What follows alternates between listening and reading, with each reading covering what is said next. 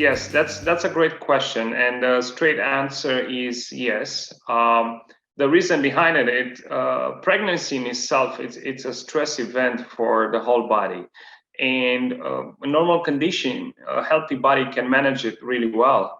However, if there's some underlying medical conditions that we cannot diagnose on that individual before being pregnant, can definitely show up during pregnancy.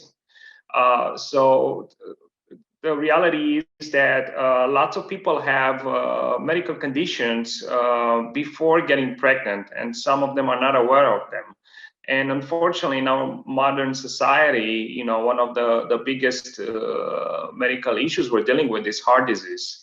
And the starting point for heart disease is diabetes, which relates again to our modern Western lifestyle, hypertension, which also relates to our modern lifestyle. So yes, the straight answer is that heart disease can be encountered in pregnancy with a higher incidence than in the normal population. Preeclampsia is a serious medical condition that can be encountered during pregnancy. What few people know is that this medical condition is strongly associated with few medical conditions that can be seen before getting pregnant. One of them is hypertension, the other one is diabetes. To explain it in a simple way, it's a disease of what we call the endothelium.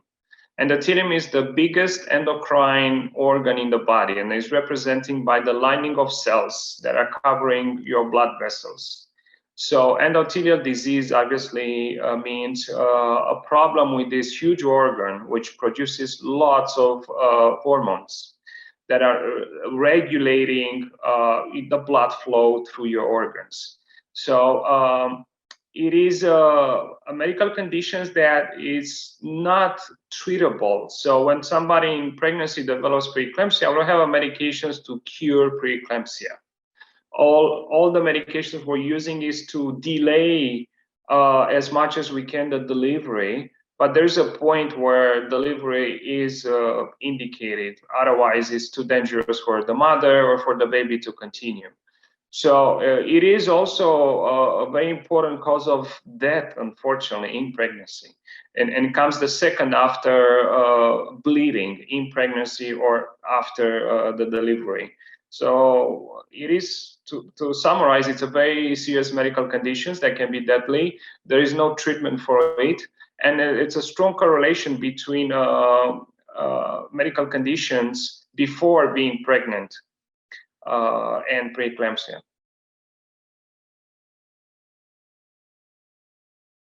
Someone that has hypertension during pregnancy or develops preeclampsia, the lifetime risk after this event for heart disease, it's double of the normal population. And that involves the death risk as well. So just think for a second, the risk for heart disease in our society is quite high, right? The number one reason for mortality in the United States is cardiac disease. Well, imagine that high risk being doubled. And that's the risk someone that developed preeclampsia is being exposed after the delivery. And that brings us back to the other question when we talk about the endothelial disease. It is a disease that affects every single part of your body. Literally can affect your kidneys, can affect your liver, can affect your heart. Heart is the engine that pumps the blood through the circulatory system. So being a disease of the circulatory system, the heart in itself with its own blood vessel is going to be affected. And from the research that we've done, and we have pretty solid data, it clearly shows that the risk of death after preeclampsia or hypertensive disease in pregnancy is double compared with the normal population. And this, like I mentioned before, it starts before. It's not like a separate disease that develops out of a sudden for no apparent reason, very rarely it happens that way. It usually it's higher incidence in people that have a history of high blood pressure, people that have a history of diabetes, metabolic syndrome. This is the associations that we have seen coming from our research.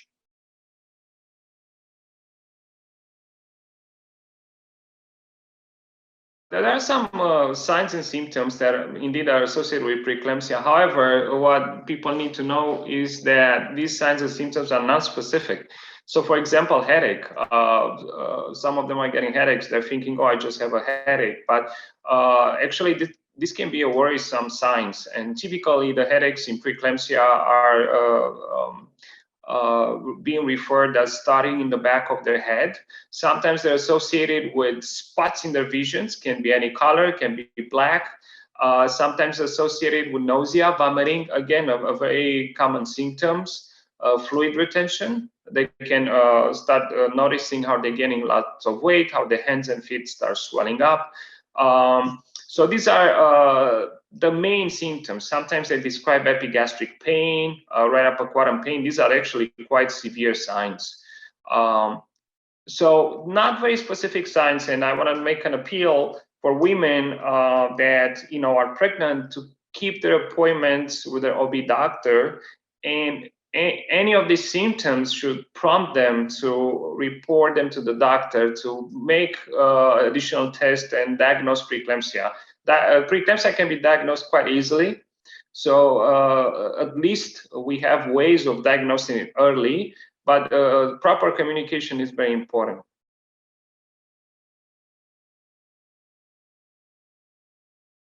It's difficult to provide a guidance, and I'll tell you why. Because I've seen severe preeclampsia developing around 21, 22 weeks, or as is described in literature, it shows up for a normal healthy individual in the last trimester. However, we start seeing recently severe preeclampsia developing earlier in the mid-trimester. As a rule of thumb, people that have associated medical conditions that are related to high blood pressure, they have a tendency to develop preeclampsia sooner, particularly if they don't get any treatment for this. From our experience, we know that we can treat people that had preeclampsia and prior pregnancies with a low dose aspirin that is decreasing the risk of developing consequent preeclampsia with the other pregnancies.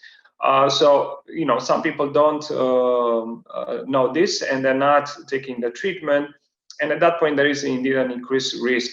Very hard, again, to provide sort of reassurance to them, meaning like, okay, nothing's going to happen to you in the first trimester or the second trimester. Again, I think it's very important to have clear communications, to know what their medical conditions are, and share them with the doctor. We know for sure that people that have lupus have a much, much higher rate of developing preeclampsia and severe complications from preeclampsia, such as HELLP syndrome or eclampsia.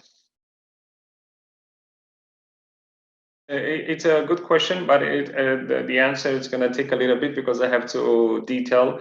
So yes, the baby definitely it is going to be affected by the disease, and one of the criteria for us to diagnose severe preeclampsia is what we call end organ disease. So we're looking for different organs that have been affected. In the case of the baby, yes, we see in certain cases the baby being affected severely. And the most common sign we see is restricted growth. So the baby stops growing because what is happening at the level of the placenta, the blood flow is completely disturbed, and the baby is not receiving the amount of nutrients and the oxygen needed. And obviously at that point, it's going to start developing at a slower rate, and it can get to the point where the development stops completely. So the baby, indeed, it is going to be affected by this disease. And what we're worried in severe preeclampsia, there are two things. It's mother and the baby. And sometimes you can see only one affected. Sometimes you can see both of them severely affected, or with different degrees of, being affected by the disease. And this is what is guiding us in establishing what is the best course. We're trying to keep obviously the patient as pregnant as much as we can, but without putting the life in or the baby's life in danger. Diabetes is notorious to be associated with preeclampsia for the same reason I mentioned to you earlier that preeclampsia is an endothelial disease, because diabetes in itself is an end organ disease.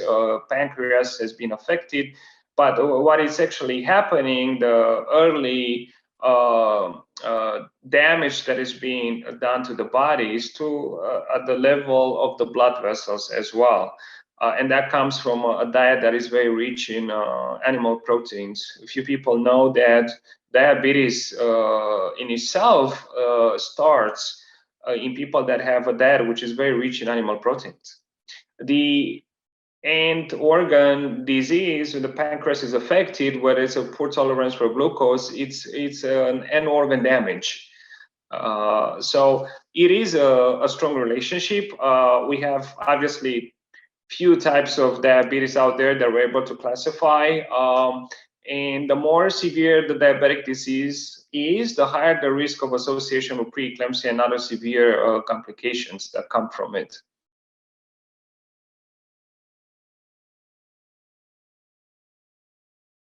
This is a great question, and this is something that I do with all my patients, pregnant and non-pregnant, because the evidence out there supports heavily. So I would tell them this thing: have healthy diet. So I will detail a little bit about this.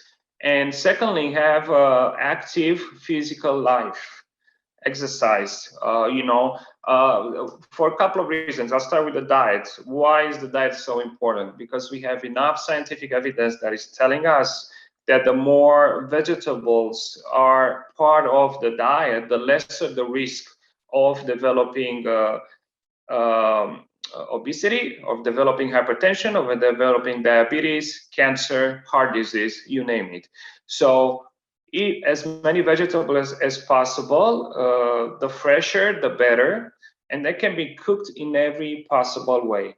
Another important thing to mention is that this diet, which we call plant-based diet, has been shown to actually reverse the cardiac disease. So people that have atherosclerosis, obstructed vessels in their hearts, with this diet, they can recanalize those vessels. Eat healthy, eat lots of vegetables. In terms of water, which is another important compound from our diet, I recommend to the patients to use spring water to avoid faucet water for multiple reasons.